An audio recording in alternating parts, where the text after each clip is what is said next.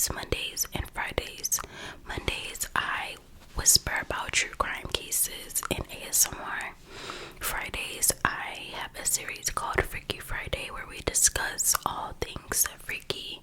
So if that interests you, you might as well stick around, subscribe, and join the growing family. Also, shout out to my first comment winner, who was Loki09. Sorry if I butchered that. So it says, Happy New Year, Tati. May your year bring you and your family health and happiness and abundance. Your videos are so helpful to me, and I appreciate the empathy in your commentary. Thank you. Thank you, and shout out to you for being the first comment winner. If you would like to be the first comment winner, just don't forget to leave a comment down below. Being the first person to comment, you can comment anything, you know. You can say how much you love me, you adore me, how beautiful I am, how much you love my videos. You can say first, you can say anything you want.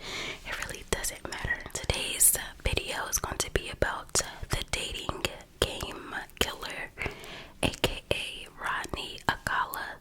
Some of you have heard about this case. Some of you probably haven't heard about this case. He was a serial killer in the 70s, which the 70s was like, they call it serial killer century because it was so many serial killers out during the 70s. Like BTK was out, I believe John Wayne Gacy was out, Ted Bundy, Jeffrey Dahmer. Like, it was, I hate to say it, but it was easy to get away with because they don't have, the technology wasn't as advanced as it is now. It's a lot more harder to get away with now because DNA, we have ring cameras now, we have iPhones, like, so it was a lot easier to get away with back then. But I wonder why that was like the thing to do back in the 70s. I don't know. Anyways, also I'm trying to think of something to put in my background, so I was thinking about maybe like a neon light sign with my channel name behind it. I'm not sure. If you guys have any ideas, comment them down below. Also, I was thinking about maybe doing a green screen or maybe just a nice poster or picture or whatever. I don't know. Let me know what you think down below. Give me some ideas, and yeah. So let's go ahead and jump right into the video. I think I covered everything. Yeah, so sit back, relax, grab a snack, some wine, some water, your blanket, anything, and enjoy some crime time. Warning, this video may contain details of graphic content. This channel is for mature audiences only. Some viewers might find this disturbing. Rodney Alcala was born on August 23, 1943 in San Antonio, Texas. Him and his family moved to Mexico in 1951.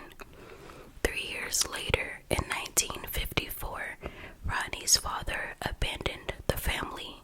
That same year, his mother moved the family, that included him and his two sisters, to a suburban area in Los Angeles, California.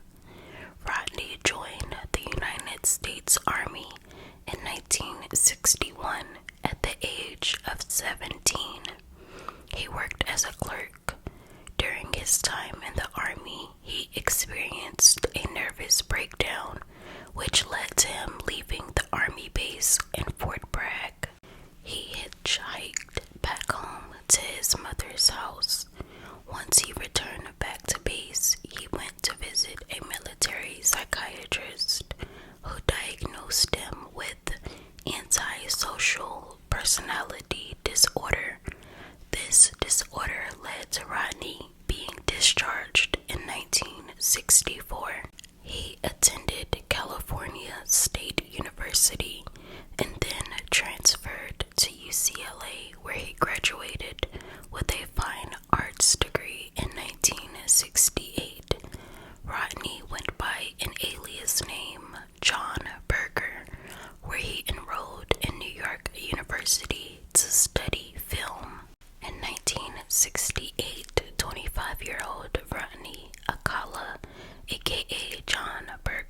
was hired as a arts and drama counselor at a summer camp in George Mills, New Hampshire.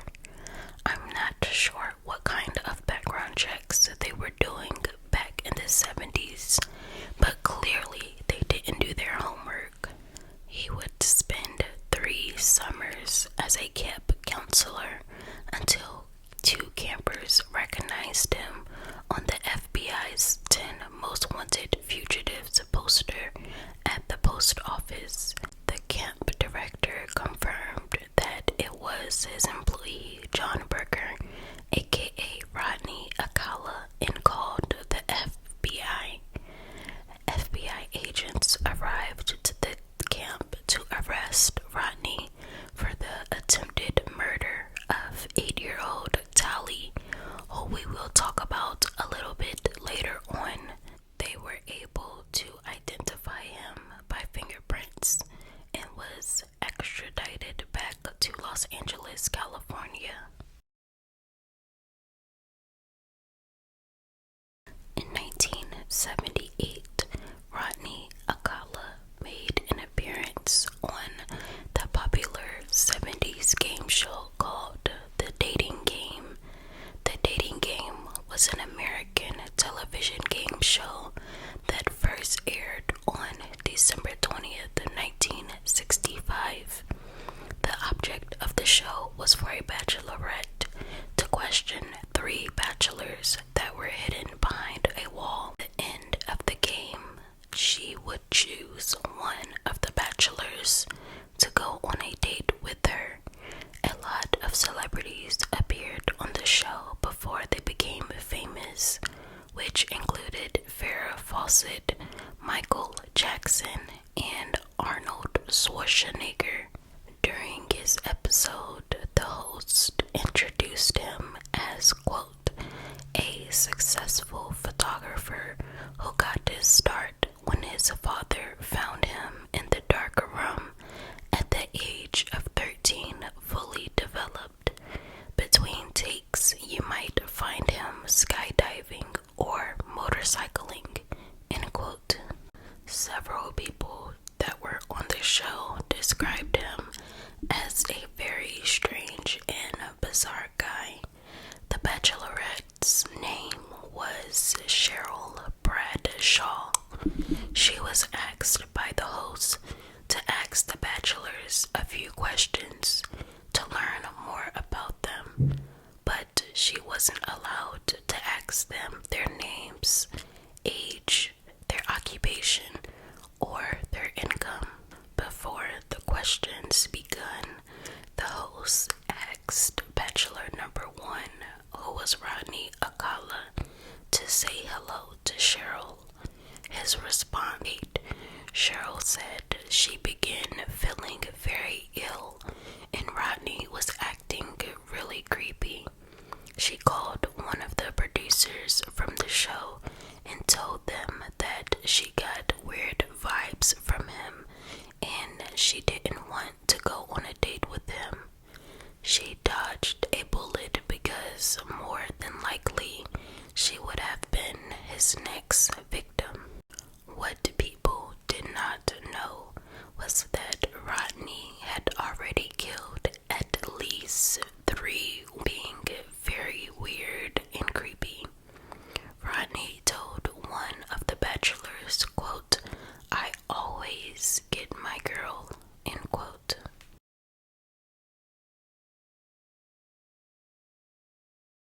In September of 1968, Rodney approached 8-year-old Tally Shapiro, who was walking home from school.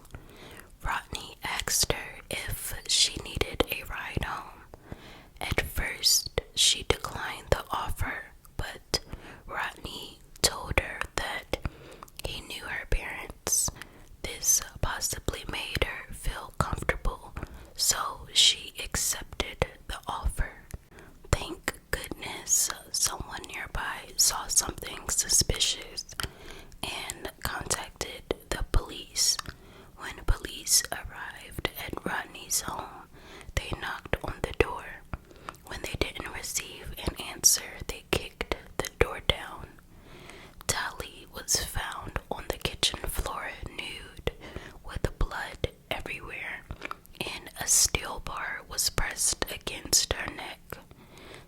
was making gagging noises, and police rushed in to save her. Rodney fled out the back door. Tali was taken to the hospital and was in a coma for 32 days. Fortunately, she survived the attack and spent months in the hospital making a full recovery. To get away from the reminders and the triggers, Tali's mother moved her and her family to Mexico, where they resided for years.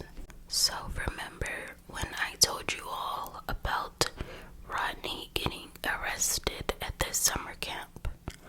Well, he was originally charged with inappropriately touching Tali and attempted murder. Tali's parents did not allow her to testify at his trial. Without their testimony, his charges were reduced to just child molestation, and he had an indeterminate sentencing.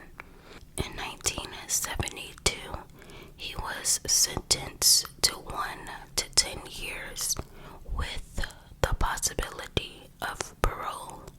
Today, Tali is in her early 60s. She has a family of her own and is flourishing. In an interview, she said that she was his first victim and should have been his last, but unfortunately that wasn't the case. Thank goodness she had a guardian angel with her the day of the attack.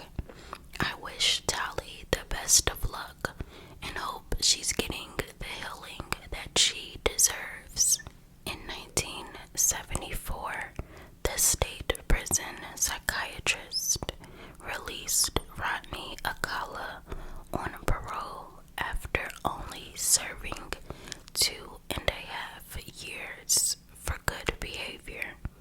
He had to register as a SO. At 31 years old, Rodney was hired as a photographer. He would take photos in stores throughout Los Angeles, and stores weren't the only thing he was taking pictures of. Rodney Alcala would ask random women and teenage boys if he could take pictures of them. He would describe himself as being a professional photographer, so majority of them would agree because it seemed harmless. On October 13th, 1974, Rodney kidnapped a 13-year-old girl from Huntington Beach, California, and forced her to smoke marijuana with him. A park ranger smelled the marijuana, and he was arrested soon after and was charged with selling marijuana and kidnapping. This would violate his parole, and he was taken to jail to await trial. On October 26, 1974, he was convicted of violating his parole and giving substance to a minor, and he was sent to prison where he only served 3 years. He was released early again on parole due to good behavior in the summer of 1977. And to make matters worse, his parole officer approved him to travel to New York to visit relatives. So not only did he get out early, he was able to travel too. What was really going on in the 70s? I need to know. Now, in this portion of the video, we are going to be discussing the known victims of Rodney Alcala. In 1977, 18-year-old Jill Barkham's body was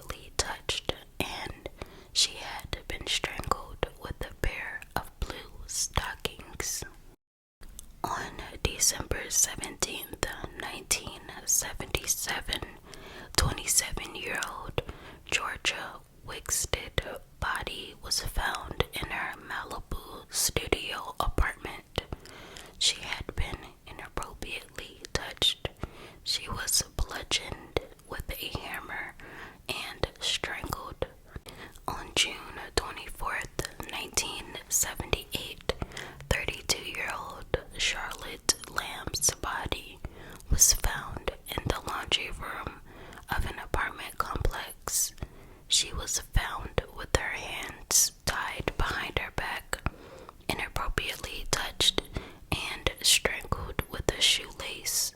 She was from Santa Monica, and residents of that apartment said they had never seen her before. On June 14th, 1979, 21-year-old Jill Parenteau's body was found on her bedroom floor in her Burbank apartment. 6 days after the murder of Jill, 12-year-old Robin Samso went missing on June 20th, 1979. Her human remains were found on July 2nd, 1979, decomposing off of Santa and Anita Cannon Road. She was abducted from Huntington Beach as she rode her bicycle to ballet practice. Rodney promised her that he would take pictures of her. Fortunately, a witness saw Rodney pulling a blonde little girl into the woods. In 1977, 23-year-old named Helen Over went on a lunch date with Rodney. She wrote his alias name, John Berger, down on her calendar. He pressured her to go to lunch with him, and Ellen was too nice to say no. 11 months later, her remains were found in Westchester County. On June 24th, 1971, 23-year-old Cornelia Griley's body was found in her apartment. She had been inappropriately touched and strangled with stockings. In 1977, 19-year-old Pamela Lamson's body was found on a mountain. She was lured by Rodney after he promised to take pictures of her. She was strangled to death. In July of 1977, 13-year-old Antoinette Whitaker was lured from her foster home. Her body was found in the vacant lot of Northeast 95th Street in Lake City. She was stabbed. On February 17th, 1978, 17-year-old Joyce Gant's body was found at Seward Park. She was beaten, inappropriately touched, and strangled. Joyce was disabled and at that time in a group home. Around midnight on February 16th, she was asked to come home, but she didn't. It was unclear why she was in the park to begin with. In the summer of 1977, 28-year-old Christine Thornton disappeared after her and her boyfriend got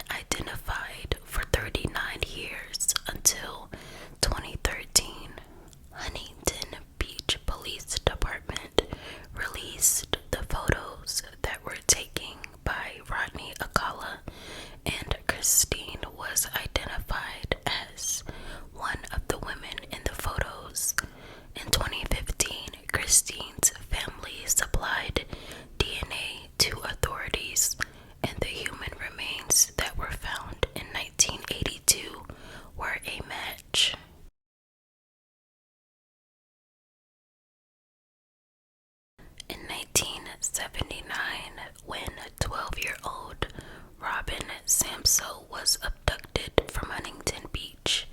She was actually there with her friend named Bridget.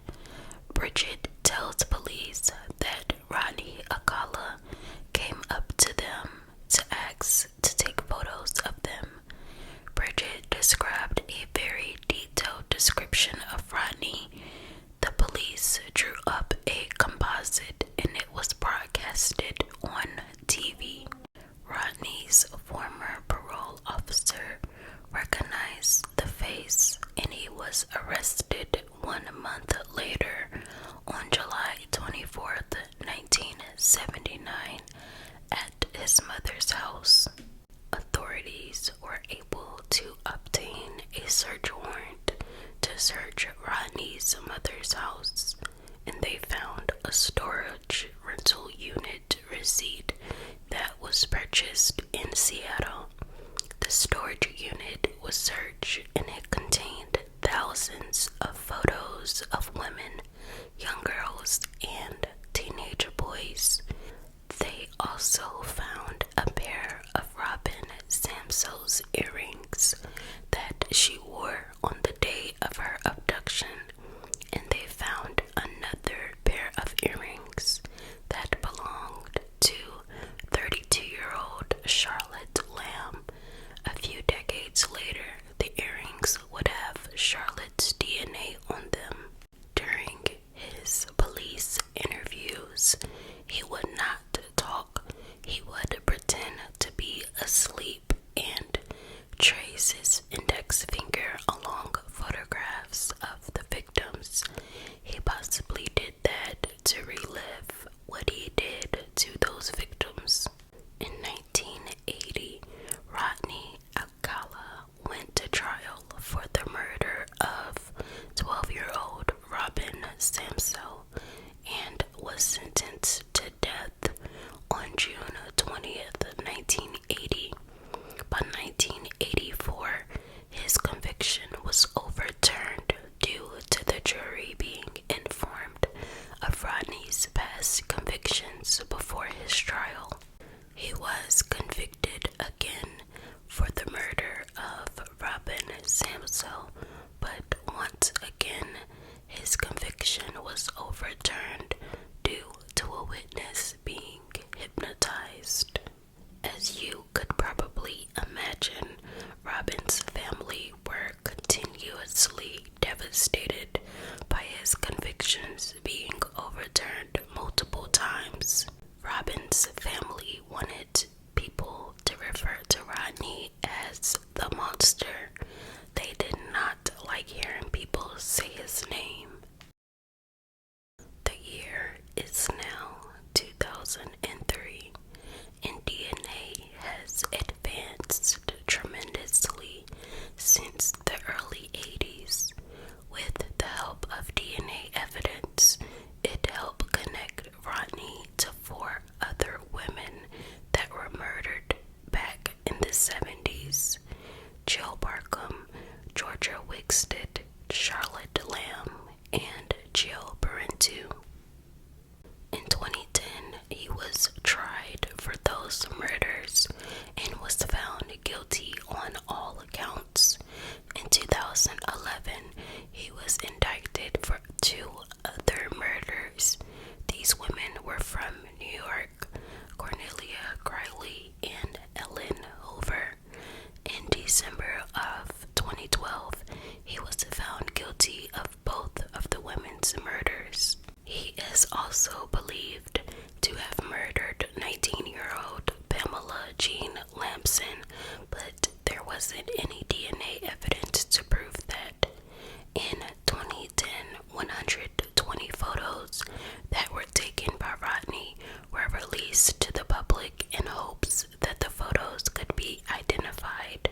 Fortunately, 21 photos have been identified by the women coming forward to identify themselves, and 6 different family members were able to identify their loved ones. Over 900 photos that were women posing nude have not publicly recently been released. In September of 2016, Rodney Alcala was charged with the murder of 28-year-old Christine Ruth Thornton. She was 6 months pregnant at the time and was labeled as a Jane Doe for over 30 years. Rodney is believed to have killed at least 130 people.